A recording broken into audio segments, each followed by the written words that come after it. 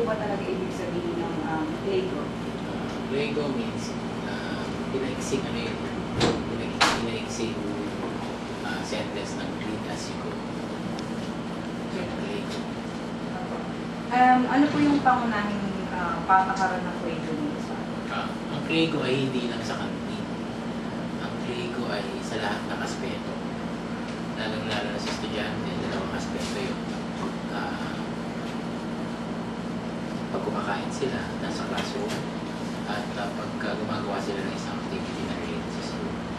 At sa ako, isang student organization, nag-conduct sila ng activity sa isang venue. So, i-expect niya kung ano mga inatatnan nila, pag-alis nila, iiwan nila na lang.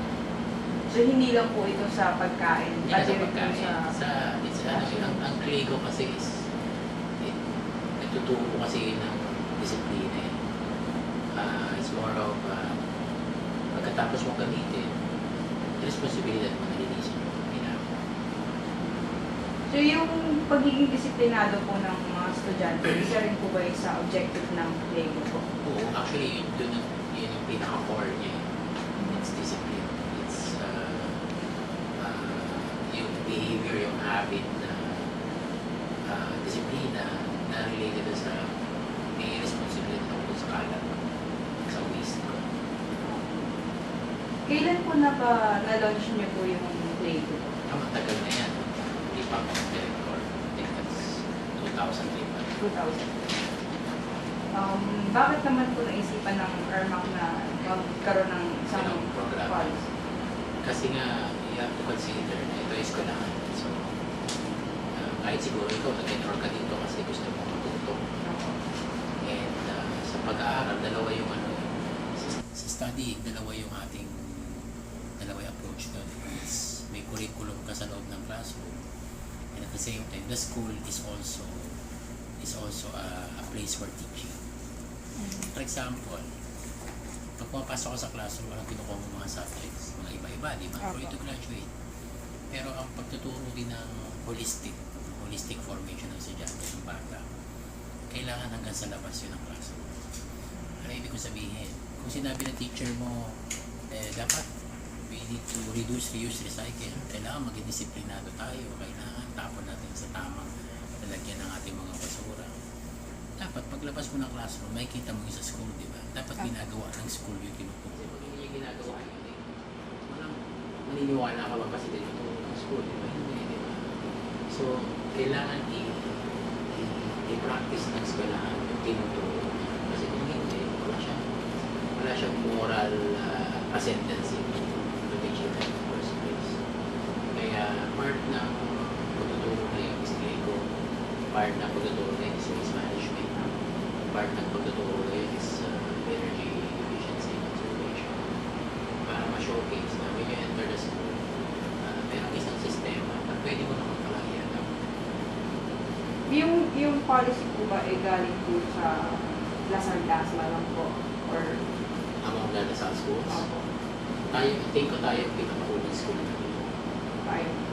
Tapos nag-a-apply na rin po ba siya sa Lasal? Yes, kasi we have a group, all the environmental related offices sa Lasal, nagsasama-sama yun. So, we share our best practices. Meron po bang kinalaman yun sa dark green?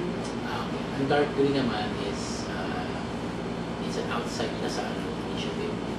Mayroong isang grupo ng mga environmental educators na dahil sa kapatid. And nag-create sila ng mga criteria for accredited schools. Sa ngayon, 4 na schools pa lang sa Pilipinas na consider natin yung dark green. Sabihin na these are schools na model for environmental education and management. And pinakaunang school na nabigyan is our university. So talagang malaking tulong din po yung Lego sa campaign ng dark green. Sa tingin niyo po ba effective yung Lego dito sa school? Okay. Pwede ko siyang i-evaluate sa tatlong paraan. May concern. Ito kasi may concern sa policy, sa sistema, at sa education. In terms of policy, siguro wala tayong problema because our coordination with the organization is very strong. In terms of system,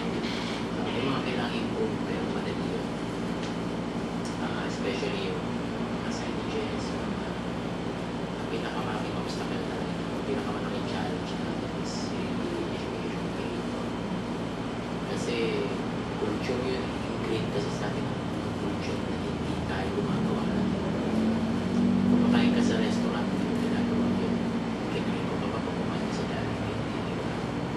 Sa bahay, most likely, hindi ka makikling ko kasi karamihan na sa Jollibee, katulad sa bahay. Second, mga estudyante natin ay college students na hindi na wala tayong high school na ang orientation nila, nag-aaral naman sila ng elementary high school, hindi naman sila nag-grade, most likely sila nag-grade sa school natin. Kasi pag-uwi mo sa bahay, hindi ka nag-grade. Dito ka lang talaga nai-impose yung grade. So, it's really a challenge for us to but alam mo, over the years, simula siya hanggang ngayon, tingin ko lang nadadagdagan naman yung nagpa-participate. Ang kailangan lang talaga natin is yung parang ganito yun. Minsan may mga estudyante hindi sumusunod kasi wala kang mapapakawa. For example, pwede ako mag-grade ko yung nangyari sa akin. Makakagawa sa bagay ko. Hindi naman. Masuswafo ba ako? Hindi naman. So, it will be an inconvenience para sa akin na gawin ko pa yun. Diba? So, I think kailangan talaga natin doon is consistency. Hindi lang sa amin. Pero pag di mo sa classroom, tinutulog ng teacher.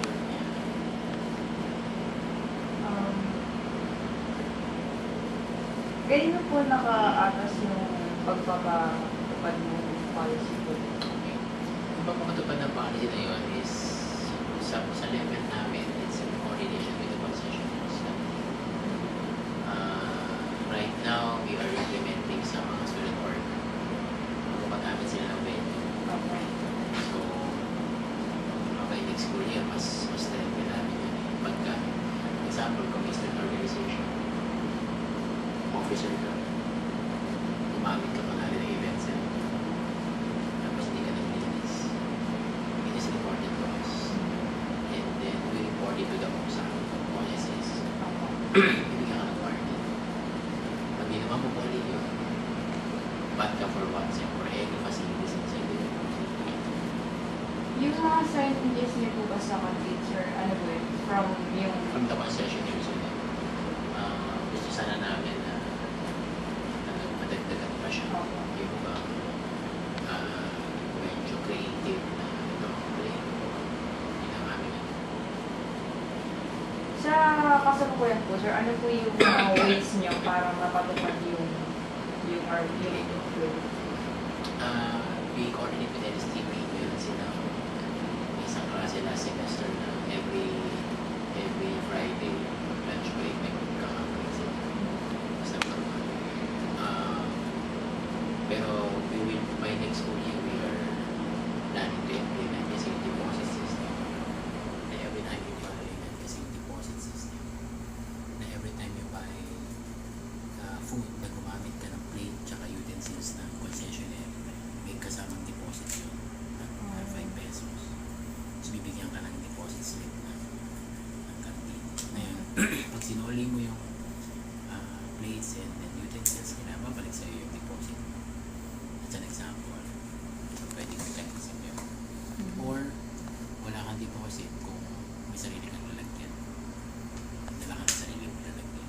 So, yun yung ating susunod na plano. And then outside the canteen, yun nga, strengthen natin yung play ko rin sa student organization. Opo.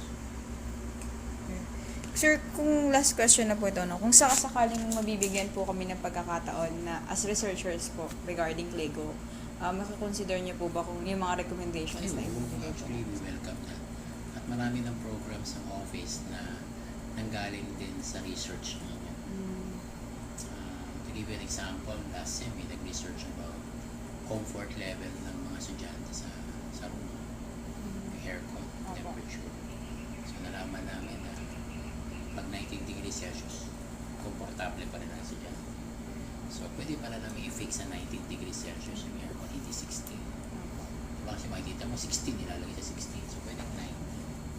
So, mga ganong initiatives na makikita mo ngayon ang trash bins natin dati.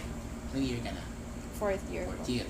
Yung silage na trash bin natin nandun sa gilid niya, di ba? Apo. Ngayon, inakyat na. decision na yun galing din sa research ng estudyante. Because sabi namin, sige, yung ba't naka-research na tingin mo ano nagiging problema sa compliance? Bakit hindi nagko-comply ang estudyante dun sa simpleng pagsisegregate ng basura? So, baka hindi nila nababasa na yung nakasulat. So, ginawa namin, inakyat namin, binigyan namin. Mas makulay yung picture. May kulay, may ready, yan. Pero yun po, yun lang So, po yung... truly welcome kasi para sa akin, because I'm also a researcher, para sa akin, hindi nabibigyan ng justice yung isang researcher hanggat hindi mo nagagawa yung primary objective niya. Kasi pwede sasabihin mo na nag-research kami, naipasa kami sa teacher namin, may grade na kami. Pero anong nangyari doon sa research? Dapat na-apply yun, Yun po. Sana po sir, makonsider niyo po yung sa amin. Kasi si Ma'am Ambian po, nang hihingi po siya ng parang feedback niyo kapag nagpasa po kami ng recommendation. Yun. Tapos na po yun actually, sir. Thank you po talaga, sir. So, pero makikita nyo rin dito na in some ways ang school, ini-integrate niya yung environmental education sa lesson. Kasi kahit na sabihin mo, hindi directly related sa environment yung study mo. Hindi ka naman nagtanong, sir, ito yung aming project. Pero based dun sa primary objective ng teacher mo is mag-research. Turuan kayo kung paano magsaliksik. Pero yun nga lang, ang topic ay environment. So, siguro in some ways, nai-ingrain din sa inyo yung ganung values na next time pagkakain ako sa canteen, kikiligo ako. Pagsisegregate ng basura. Yung Claygo kasi, Claygo, ang ibig sabihin ng Claygo ay clean as you go. Apa. So, ikaw, paano mo ba na yung konsepto ng Claygo? Ikaw Uy, tatanungin eto na ang bango. Ay, sorry. paano mo ano yung konsepto ng Claygo as a science student? Ganun din po, ma'am. Clean as you go. Kumbaga, kung ano po yung ginalaw mo, ibabalik mo ulit sa ayos. Hindi lang yung kalat, kundi parang mga utensils. Tama yun. Kasi ang Claygo, hindi lang sa canteen. Meron din tayo sa library, di ba? Yung Apa. mga libro. Apa. Claygo na. Pero more sa canteen talaga kasi ini-encourage yung mga lahat ng tao dito sa school, estudyante, faculty, bisita, kung sino mang nandito sa school na mag-practice ng Claygo na pag kumain ka sa canteen, huwag mo i-asa sa canteen staff. Na ikaw na mismo, ligpitin mo yung pinagkanan mo, tapos i-segregate mo. Dapat din sa canteen may designated na depository area na dapat naka-label siya, properly labeled na used plates, mga used utensils. So, doon pa lang, practice mo na yung pagsisegregate, pagsisort out. And ang pinaka-importante doon, dapat yung mga tirang pagkain, may lagayan din. Na food waste, yung trash bins, merong lagayan. So, bawat establishment po sa square, Oo. dapat po may... Actually, meron naman sila, kaya lang iba nawawala ng label. Pero yung nakita mong mga tray, yun ang lagayan nila na dapat sinasort out din, sinesegregate din yung bilang basura. Kasi yung food waste, yung food waste kasi ginagawa nating compostables. Compost. Ano po, yun po yung parang ginagawang pataba? Ay, Oo, po. hindi siya fertilizer, soil conditioner. Compost. Okay po. Kailan po na parang implement or yung Claygo po? Na-implement ang Claygo, wala pa ako dito. Yung si Ma'am Cherry kasi parang 2002? 2002? Oo, mga ganon. Or 2001. Matagal na Kasi rin. 2005 ako napunta rito sa office. Mga 10 years na siguro yun. Mga 10 years na. 2 years na po yun. Claygo. Bakit, yun nga po, bakit po naisipan ng RMAC doon na ipatupad yung ganong klaseng policy dito sa Lasal po? Actually, hindi lang Lasal Dasma nagpapatupad noon. Buong Lasalian Buong School. Lasal. So, meron. Sa Manila, meron silang Claygo. Buzzing ano nga sila eh. Parang buzz naman ang kanila yung Claygo. Ano po ibig sabihin ng bus? Buzz, yun nga, ilipitin mo din. Ah. Buzz ang kanilang term. Sa atin kasi, hindi natin in-adapt yun. Claygo, na clean as you go. So, buong Lasalan system po, Oo, talaga dapat meron ina-apply po. ganon. May kinalaman po yun, ma'am, sa yung dark green po. Bago ang dark green, meron na tayong mga ganon. Okay. Kasi batas Batas din kasi ang Ecological Solid Waste Management Act of 2000 or our Republic Act 9003, batas siya. Na talagang by 2000 dapat 2000 siya nabuo, 2001 yung na dapat ma-implement, na by 2005 wala na dapat mga 2005 nga ba, 2010 or 2005 wala na dapat nagsusunog ng basura. Sarado na yung mga open dump sites. I-search mo yung Republic Act 9003. So, batas siya talaga na dapat i-implement sa buong bansa. Hindi lang sa school. Actually, sa barangay siya dapat. So, yung Claygo sa atin, part siya nung segregation ng basura. Diba? Kasi bakit ba bumabaha ang basura? Kasi Bakit bumabaha ang basura? naiipon po. Hindi po na Bukod sa naiipon, ano bang nagpapabaho? Nabubulok? Nabubulok. Ano ba yung mga nabubulok? yung mga food po, yan. Yan, yung mga tirang pagkain. So, imagine mo, pag pinagsama-sama mo yung mga tirang pagkain, yun ang nagpapaamoy, di ba? Opo. Kasi kaya nga siya biodegradable. Ibig sabihin, with actions of microorganisms, dinidegrade niya. Di ba? Sa tingin niyo po ba, ma'am, effective naman po yung Claygo dito po sa Lasal as policy po? Tsaka, Ikaw, sa palagay mo. ano po kasi based sa observation ko, pag sa square lang po, may mga students na gumagawa nun, meron pong hindi. Kasi may makikita ka pa rin pong mga, andyan pa rin po yung mga plato-plato. Behavior kasi ang babaguhin natin. Mhm. Diba? Kasi kung sa bahay nyo, hindi ka naman nakiklay ko, may katulong kayo. Opo. Na may tagaligpit. So, madadala mo sa school. Pero kung dito, maa-adapt mo din siya. Di ba?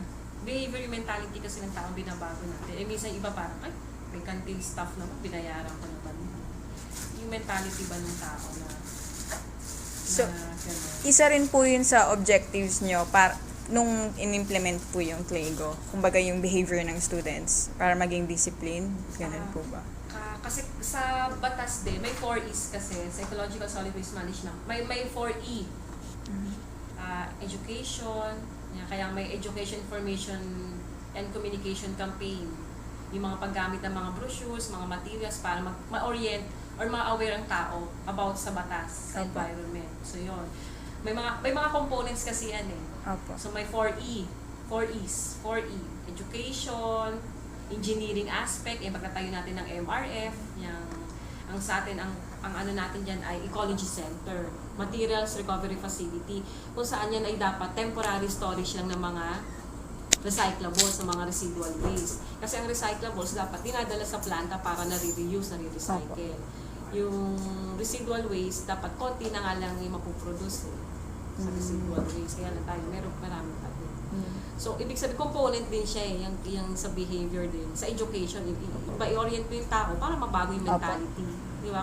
Kasi, kailangan mo educate yung tao. Kung hindi naman niya alam, wala rin naman siya, di ba? Parang hindi ko naman alam yan eh. Di ba? Pero kung in-orient mo siya, alam niya na, hindi pa rin siya gumawa ng action. Behavior na ng tao yun. So, di ba? Education, engineering, entrepreneurship, So, yung binibenta mo, kumikita ka. bali po ma'am yung Claygo, talagang from dito po sa Ormacdo, tas binabalang po sa mga may-ari po ng mga establishment sa school. From De La Salle System, De La Salle Philippines, talagang meron mong Lasallian School. Nagbi-meeting kasi nung araw, pinagbi-meeting yung solid waste management. May mga kanya-kanyang iba-iba rin kulay. Pare-parang kulay pero iba-iba ang label. Katulad natin, may iba tayo. Yung green natin, sa kanila biodegradable. Apo. Sa atin, recyclables. So, pero isang kulay. May green, may yellow, may black. Colorful tayo, color-coded tayo. Pero yung label, iba. Sa batas, sinasabi rin ng batas na dapat color-coded ang basura. Dapat naman po talaga Oo. para po mas maayos. Oo. Bali, ano po yung ginagawa niyong mga ways para po maipatupad yung nang maayos yung Claygo po dito sa school? Nakikipag-coordinate din, bukod sa policy, ini-incorporate siya sa policy, sinasama rin sa mga environmental module, di ba, sa mga Apo. LSTP, sa mga biology subjects, Apo. environmental bio subjects, di ba, kasama rin siya, yung waste management. Dapat ando din yung Claygo. Meron nakikipag-coordinate din yung katulad LCDC, may mob sila, parang flash mob nung nakaraan, yung Ano ba ginawa nila noon? NSTP, in coordination with NSTP and LCDC, sila yung nag-spearhead, skill coordinate sa office.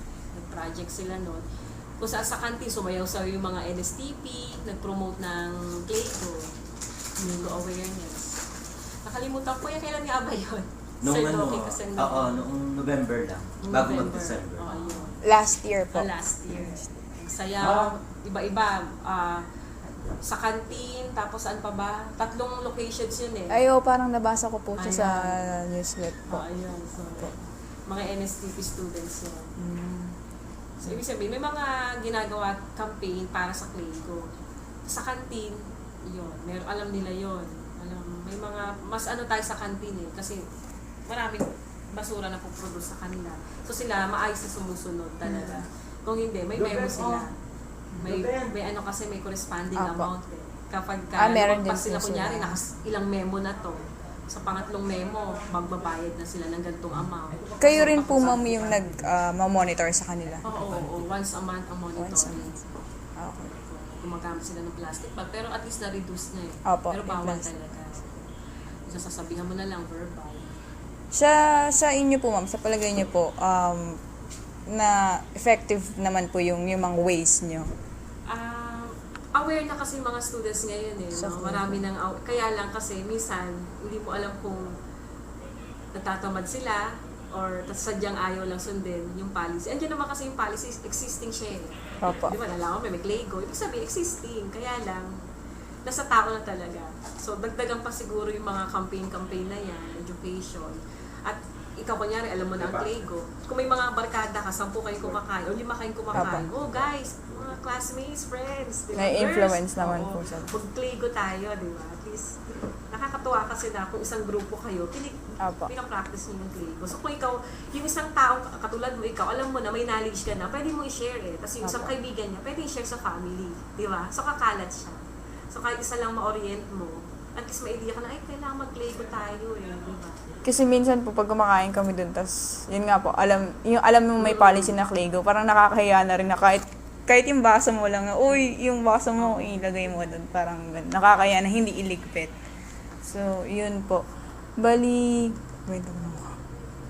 Ayun, kung kami po kasi nagre-research po kami regarding dito, tsaka parang mas natuwa naman po yung prof namin kasi ito nga po yung pinili naming topic. If ever po na meron po kaming recommendations, i-consider nyo naman po ba? Maganda nga yung pag-aralan nyo din kasi kami yung i-measure mo kasi hindi namin measure ng ganun eh. Observation. Opo. Tapos based sa mga feedbacks. Pero wala talagang study na ilan ang sumusunod sa hindi. Di ba? Ilang faculty ang sumusunod. Nakikita namin, isang faculty. Pero syempre, kakain kami sa kantin, mag-observe. Kasama na yung mga observations Opo. pag kumakain ka. Hindi talaga lahat. Kaya naman yung sabi, ma, mag-Claygo ka naman. Syempre, parang teacher ka eh. Alam mo Dapat kung ano alam. yung tama at mali. Opo. Alam mo na may policy tayo. So, parang nire-remind mo na lang, memo na lang ulit na communication ulit na Claygo, ganyan-ganyan. So, meron kami sa website, meron din. So, kumbaga sa educational campaign sa mga materials, kompleto naman eh. Yun na lang siguro, strict implementation. Kaya lang, policy talaga yon. Opo.